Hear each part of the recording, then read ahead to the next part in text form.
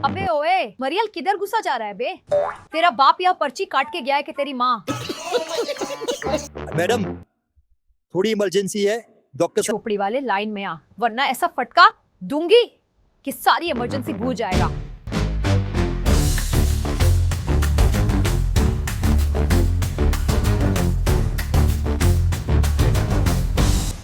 ए भिखारी, तेरा नंबर आ गया, जा अंदर। पूरी कहानी बता शुरू से। पावरफुल ज्यादा कौन है, इंडिया या पाकिस्तान? पाकिस्तान है। कैसे पाकिस्तान ज्यादा बेहतर? अल्हम्दुलिल्लाह पाकिस्तान, उन लोगों ने लड़ाई करी थी, शिकस्त दी है उन लोगों ने पाकिस्तान ने। इंडिया कहते हैं हमने हराया है, पाकिस्तान कहते हैं हमने हराया है, दोनों दावा करते हैं कि हमने हराया है। पाकिस्तान ने बहुत हराया उनको। बहुत बहुत क्या होता है भाई? हार हार होती है, बहुत कम होती है। आज तेरे से पता चला है। दोस्तों सच बताऊं, पर्सनली मुझे ऐसा लगता है कि पहलगाम के रिवेंज में इन्हें सिर्फ हराना काफी नहीं था, इन्हें हराने से ज्यादा जलील करना चाहिए था। शर्म ही नहीं है कोई। आगे बोलो। उनको आइटम बम घेरा उनके ऊपर, जब समझ में आई है उनको। अच्छा, बहुत बढ़िया बेटा, बता बता बता। एटम बम पाकिस्तान ने इंडिया पे फेंक दिए। कब फेंका है एटम बम? पाकिस्तान ने इंडिया के किस सिटी पे फेंका है? सिटी का नाम तो नहीं पता, इंडिया के अंदर ही फेंका है उन लोगों ने। एक एटम बम या ज्यादा?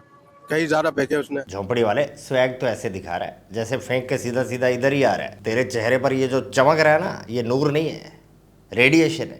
निकालते हैं सारी की सारी। अभी लेटा बाबू इसको उधर, सुई अंदर रेडिएशन बाहर।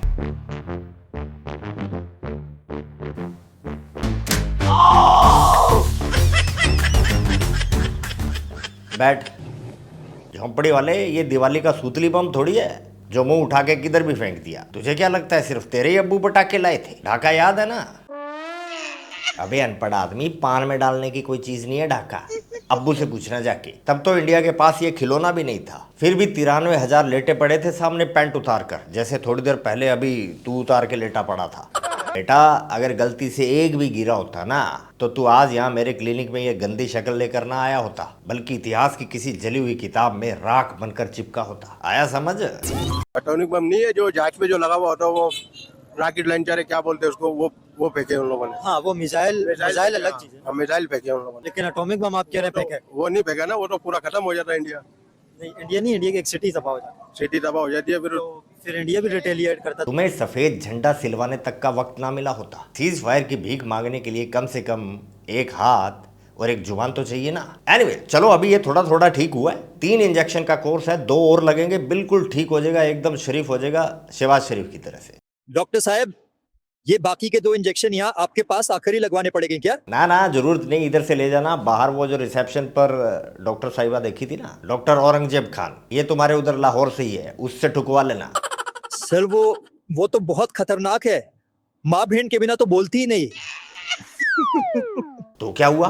तुम्हारी कौन सी पहली बार हुई है? तुम पाकिस्तानी तो पैदा ही इसलिए हुए हो ताकि कभी अमेरिका, कभी चीन, ईरान, अफगानिस्तान और कभी रियल अब्बू इंडिया से अपनी माँ बहन एक करवा सको। चलो अभी निकलो इधर से और फजी को बोलना नेक्स्ट को भेज दे। हेलो भाइयों, मित्रगणों, सज्जनों, ये बीमारी पाकिस्तान में बहुत ही कॉमन है। इनको पता ही नहीं चलता कि बेइज्जती क्या होती है। 11 एयरबेस तबाह करवा कर अपने मासूम आतंकियों की कब्र पर रो लिए, फिर भी सीज फायर को जीत बताते हैं झोंपड़ी वाले। अब ये देखो एक नया मरीज। ये झोंपड़ी वाला ख्वाजा कहता है कोलकाता फतह करेंगे। पाकिस्तान के डिफेंस मिनिस्टर तो कह रहे कोलकाता के ऊपर हमला होगा। पेट्रोल ने पेशावर तक जाने का, कोलकाता करेंगे। भाईजान ऐसे तो मेरा प्राइम मिनिस्टर जो बोलता है हर जगह जाकर कि यार मुझे मजबूरी है, मैं भीख मांग रहा हूँ। ये भी तो मजबूरी है मियाँ। जब तक 2-4 बेसिर पैर की फेंक नहीं देते माइक के सामने आकर, इनको सुबह टट्टी नहीं उतरती। इसका ये क्रॉनिक मजबूरी डिसऑर्डर ही तो है इसकी यूएसपी, जो किसी के भी दिल में छेद कर दे। झोंपड़ी वाला बंदर साहब भोला चेहरा लेकर हर बार वर्ल्ड बैंक और IMF वालों को शीशे में उतार लेता है। इसी अदा पर तो इसकी फिदा है पूरा पाकिस्तान। I love you. पर जानते हो असलियत क्या है? शिब्बू का तो भेजा खाली है। क्या है? खाली है। इसके पीछे का असली दिमाग तो मुनीर है। वही तो है जो शिब्बू के सिस्टम में इतने खतरनाक आइडिया डीपली पेनेट्रेट करता है और शिब्बू की आह तक नहीं निकलती और सुबह तक इसकी चाल भी बदल जाती है। और मुनीर की चाल सेट कौन करता है? अमेरिका को कब्जा करना तेल पे, और कुछ भी नहीं कर रहा। You're right. भाई ये यहूदी नसारा है, ये धोखा देंगे। बिल्कुल सही बात है। यहूदो हनूद तो पैदाइशी साजिशी है, नहीं?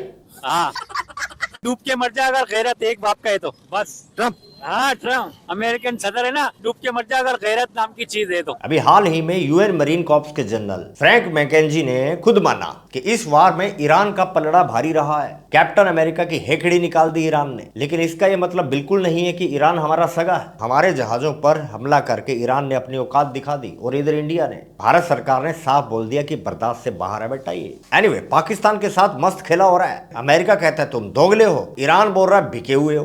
भाई तो इसमें कौन सी नई बात है? आंटी ने तो 8 साल पहले ही ये सीक्रेट पूरी दुनिया को बता दिया था। ये बिक गई है गवर्नमेंट, ये जो सारे मिलके हमको पागल बना रहे हैं मादर के बच्चे। ईरान ने साफ शब्दों में कहा है कि मुनीर ट्रंप का पालतू है। जब देखो अपने मालिक की नई नई फरमाइशें लेकर आ जाता है। मीडिएशन करने का मादा नहीं है पाकिस्तान में। और उधर मालिक ने मुन्नू को कहा कि तुम अपने अब्बू नंबर 2 यानी कि चाइना को खुश करने के लिए सब कर रहे हो। इसे ही तो कहते हैं धोबी का कुत्ता ना घर का ना घाट का।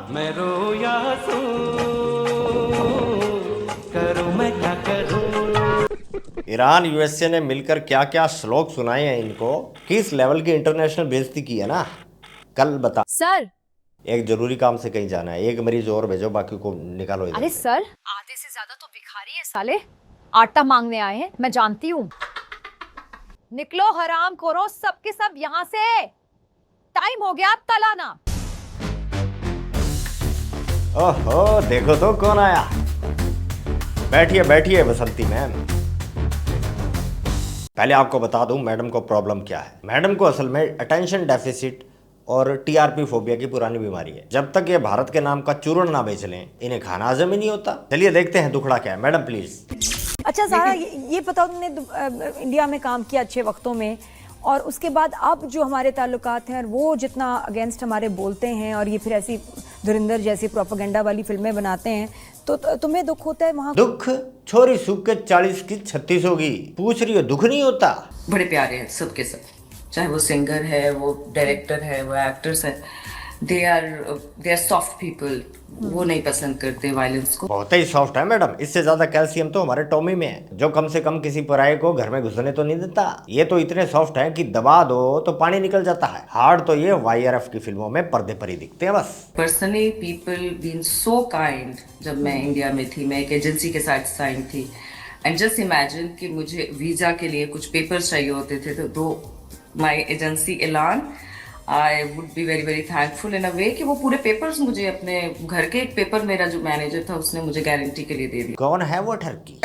एनीवे, सुना आपने, प्रॉपर्टी के पेपर तक दे दिए सुंदरी को। Just imagine who does all this.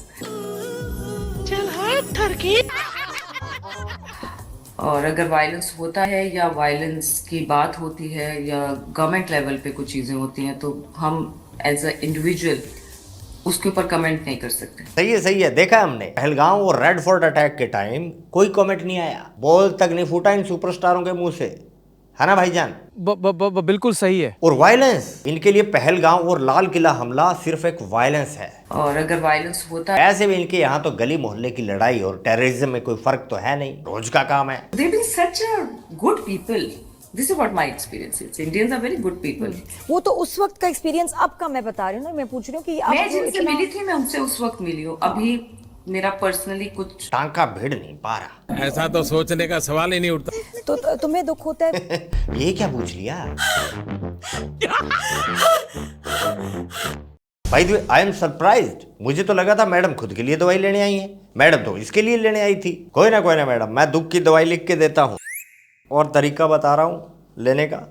रोज सुबह खाली पेट आईने के सामने खड़े होकर, खाली पेट रोज सुबह उठकर आईने के सामने खड़े होकर जय हिंद बोलकर गटक लेनी है। यस, आई याद रहे मैडम, दवाई से ज्यादा जय हिंद बोलना जरूरी डॉक्टर है। साहब, ये दवाई लाहौर से मिल जाएगी? एक्चुअली मैं जल्दी में कटोरा घर पर ही भूल आई, इसलिए रास्ते में पैसों का बंदोबस्त नहीं हो पाया। देखो मैडम, कोई तबाही मत मचाना, निजाम हैक मत करना हमारा। लक्की हो बहुत ज्यादा तुम। हर जुम्मे को हमारी मीनारे पाकिस्तान के नीचे फ्री कैंप लगता है। देखो आज है जुम्मा, सीधा यहाँ से निकलकर मीनारे पाकिस्तान, मुन्ना भाई मिलेंगे, फ्री में दवाई मिल जाएगी।